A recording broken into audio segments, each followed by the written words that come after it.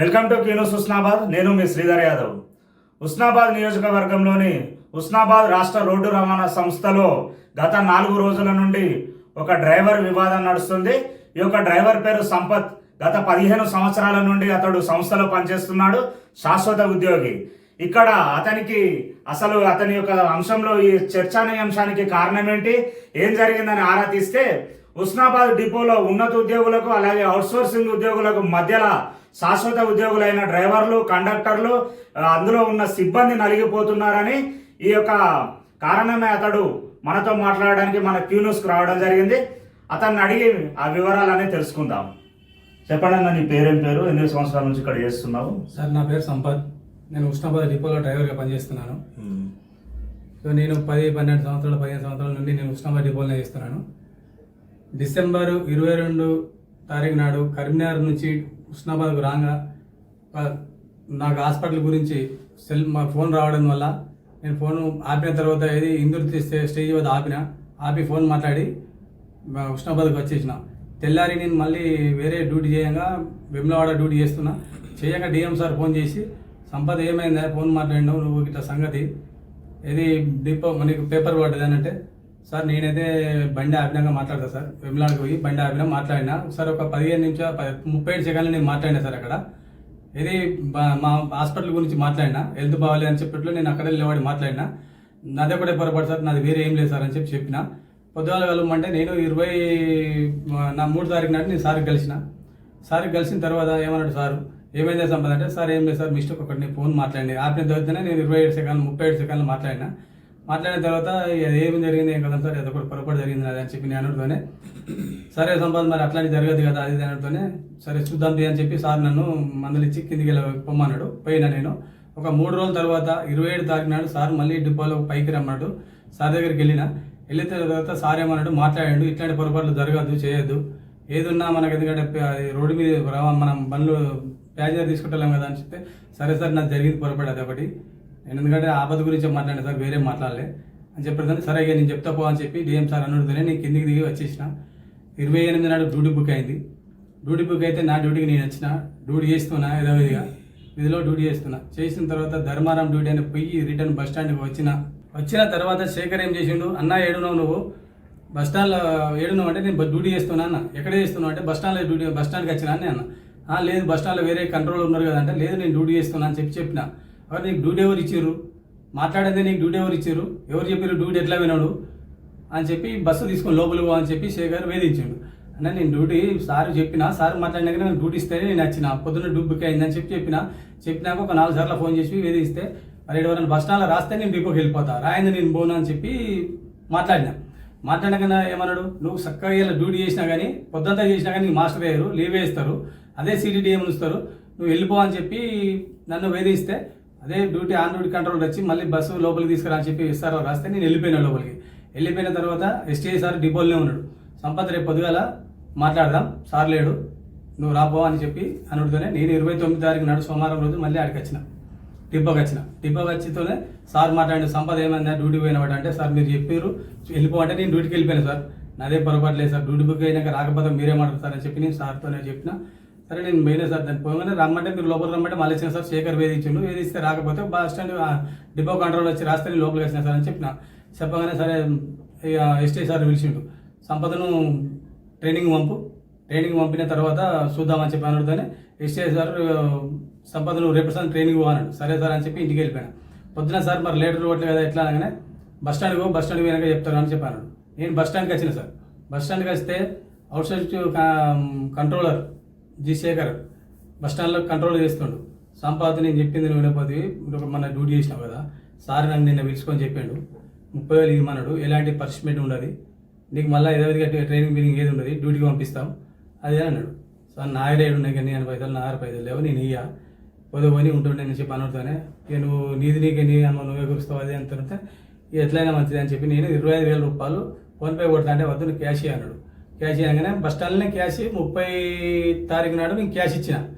31 నాడు మళ్ళీ నాకు వరంగల్ ట్రైనింగ్ పంపిరు పోయినా వచ్చినా నా డ్యూటీ నేను చేసుకుంటాను. ఇక అంతవరకే నా డ్యూటీ నేను చేసుకున్నాక అప్పటి నుండి ఇప్పటి వరకు నువ్వు డ్యూటీ చేస్తున్నావు. చేస్తున్నాను. మరి ఈ 2 నెలల తర్వాత మళ్ళా ఈ సమస్య మళ్ళా ఎందుకు వచ్చింది? ఈ మధ్యలో కూడా ఈ 4 రోజుల కిందట కూడా నువ్వు మళ్ళీ ఫోన్ మాట్లాడుతున్నావు అని చెప్పి పేపర్లో వివిధ సామాజిక మాధ్యమాలలో కూడా వచ్చింది.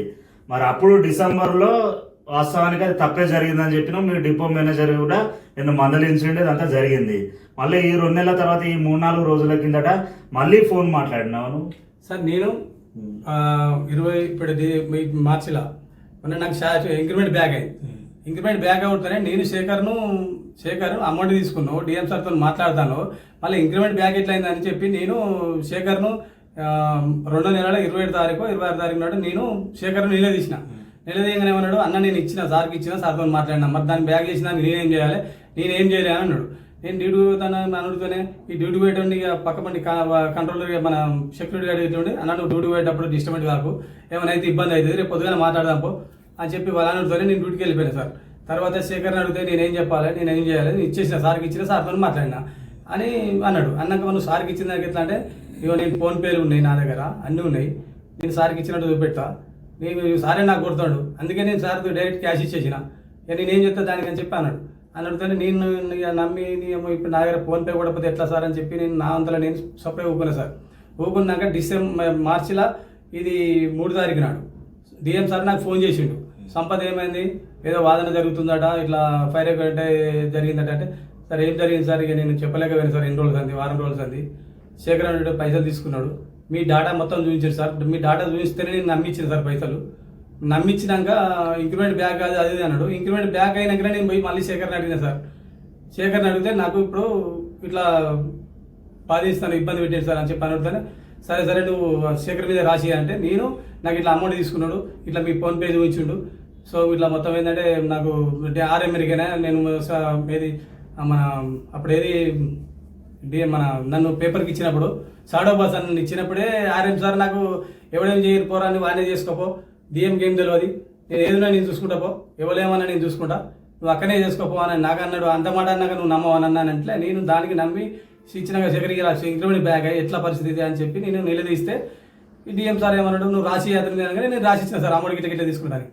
3 తారీఖు నాడు రాసిస్తే 4 తారీఖు నాడు శేఖర్ పక్కకుండి 4 తారీఖు నాడు మళ్ళీ నువ్వు ఫోటో నాకు తెలియదు, 4 తారీఖు డ్యూటీ చేసిన పొద్దున మళ్ళీ 5 తారీఖు డ్యూటీకి వస్తే సంపద నువ్వు ఫోన్ మాట్లాడినవాట, మళ్ళా సెల్ ఫోన్ పట్టుకొని ఆటలాడుతున్నావాట అని డిఎం సార్ అడిగింది. సార్ నేను ఫోన్ పట్టుకోలే, ఏం పట్టుకోలే, అది ఎప్పుడో ఏం కథలో ఏం ఇదే తీసిండు, నేను ఫోన్ పట్టుకొని ఉంటే పొద్దున 7 గంటలకు బస్ స్టాండ్ నుంచి వెళ్ళినా సార్, మళ్ళీ 9 అయింది, 9 గంటల వరకు నా ఫోన్ ఎంక్వైరీ చేయండి సార్ అని చెప్పి నేను డిఎం సార్ని అడిగిన. అదంతా ఏం లేదా నువ్వు పక్కకుండిగా ఏదైనా ఉంటే అప్పుడు తర్వాత మాట్లాడదాం అన్నాడు. తర్వాత ఎందుకు సార్ నేను చేయిందని నా మీద ఎందుకు బాధ వేస్తాడు, అది కొత్తదా పాతదని నన్ను ఎంక్వైరీ చేయి, ఇప్పుడు నా ఫోన్ ఉంది కదా సార్, ఫోన్ తీసుకొని మొత్తం డాటా మొత్తం దిగి ఇప్పుడు 7 గంటల నుంచి 9 గంటల వరకు తీస్తే అప్పుడు మీకు మీరు నాదేమైనా వెళ్తే మీరు దేనికంటే దానికి నేను సిద్ధం కూడా సార్, నేను చేయని తప్పుకు నన్ను ఇబ్బంది పడకూడదు సార్ అని అన్న. సరే సరే పక్కకుండా అన్నాడు. పక్కకుండా అనగానే నేను సాయంత్రం దాకా ఉండి వెళ్ళిపోయినా సార్, ఇంటికి వెళ్ళిపోయినా. నిన్న నేను వచ్చే వరకు ఏమన్నాడు, సంపాద నా దగ్గర ఏం లేదు, ఇక నువ్వు వెళ్ళిపో, ఆర్ఎం దగ్గరికి వెళ్ళిపోయి మాట్లాడుకోపో అంటే, సార్ నిన్న మాట్లాడుతా అన్నారు, ఇలా ఆర్ఎం దగ్గరికి పోమంటే నేను ఎట్లా పోతా సార్, మీరే చెప్పాలి, ఏదున్నా తప్పుంటే నాది చేయమని చెప్పిన కదా సార్, నేను చేసింది తప్పుంటే మనం చేయమని చెప్పిన, మళ్ళీ నేను ఆర్ఎం దగ్గరికి ఎట్లా పంపుతారు సార్ మీరు అని చెప్పి నేను అడిగిన. నువ్వేం చేసినా ఎక్కడ ఏం కాదు, ఇద్దరికోసారి ఇచ్చిన నీకు, నువ్వేమైనా అక్కడికి వెళ్ళిపో అంటే, సార్ నిన్న నేను వీడియోలు పేపర్కి ఎవరు ఇచ్చిరో వాళ్ళ దగ్గర పోయి వీడియోలు తీసుకుంటా అంటే వద్దాను, ఇలా ఒమ్మంటే ఏం పట్టుకొని ఆధారం పట్టుకొని ఆర్ఎం దగ్గర పోతా సార్ నేను, సరే మీరు చేసిరు కదా, మరి నేను చేసేది నేను చేస్తే తీసారనుకుంటే వచ్చి నేను కిందికి వచ్చి ఇక నా బాధనేం పడుతుంది సార్, ఎందుకంటే నేను రోడ్ ఎక్కినప్పుడు డైరెక్ట్ ఆర్ఎం దగ్గర ఏం మాట్లాడతాను సార్, నేను ఏం మాట్లాడలేదు అని చెప్పి నా ఆవేదన నేను పడుతున్నా, ఏదన్నా మీరేమన్నా నాకేమైనా సహకరిస్తారని చెప్పి నా ఆవేదన గురించి మీకు చెప్పుకోవడానికి మీ దగ్గరికి వచ్చింది సార్. వాస్తవానికి ఉద్యోగుల విషయంలో రోడ్డు భద్రత ఎవరైనా పాటించవలసిందే. ఈ యొక్క ఉద్యోగి చేసింది గత డిసెంబర్లో అతడు ఫోన్లో డ్యూటీలో ఉండి ఫోన్ మాట్లాడడం తప్పే. దాని గురించి వారి పై అధికారి డిఎం కూడా మందలించారు. తర్వాత వారి యొక్క ఈయనకు డ్యూటీ కూడా ఇవ్వడం జరిగింది. కానీ ఇందులో ఒక అవుట్సోర్సింగ్ ఉద్యోగి కల్పించుకొని నాకు డిఎం దగ్గర ఆర్ఎం దగ్గర వారితో నేను మాట్లాడతా అని చెప్పి ఇతని దగ్గర పైసలు తీసుకున్నట్టుగా ఆ వ్యక్తి కూడా ఆ షాడో బాస్ అని ఆ మధ్యలో అన్ని సామాజిక మాధ్యమాలలో కూడా వచ్చినాయి. అయినా కూడా నన్ను ఎవరేం చేయలేదు, ఆర్ఎం సపోర్ట్ నాకుంది కాబట్టి ఇక్కడ నేను ఆడిందే ఆట పాడిందే పాట అని నమ్మించడం, అలాగే ఆ యొక్క పై అధికారులతో అతడు చేసిన ట్రాన్సాక్షన్స్ అలాగే మాట్లాడిన మాటలు కూడా వినిపించడంతో ఇతడు నమ్మి ఆ డబ్బులు ఇచ్చానంటున్నాడు. అది డిసెంబర్లో జరిగిన తర్వాత మళ్ళీ ఇతనికి ఆ పనిష్మెంట్ అనేది జరిగింది. అప్పటి వరకే ఆ డిసెంబర్లో జరిగిన తర్వాత అతను మేనేజ్ చేస్తానని చెప్పి ఆ పైసలు 25,000 తీసుకున్నాడు.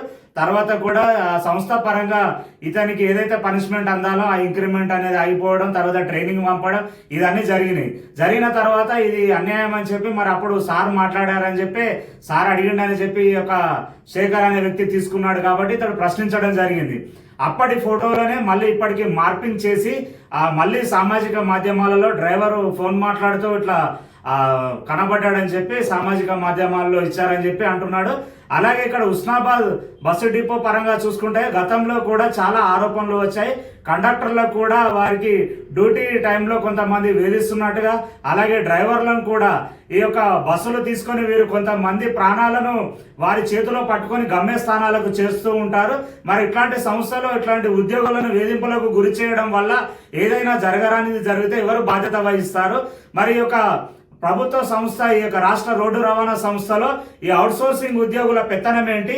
పై స్థాయి అధికారులు ఈ అవుట్సోర్సింగ్ ఉద్యోగులపై నిజంగానే ఆధారపడ్డారా? మరి ఏం జరిగింది అనేది పై అధికారులు స్పందించాలి.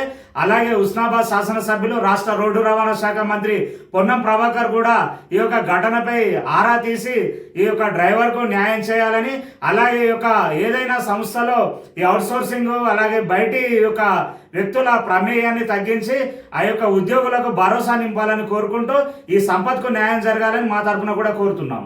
అధికారులు మీ సమస్యలను పట్టించుకోవట్లేదా?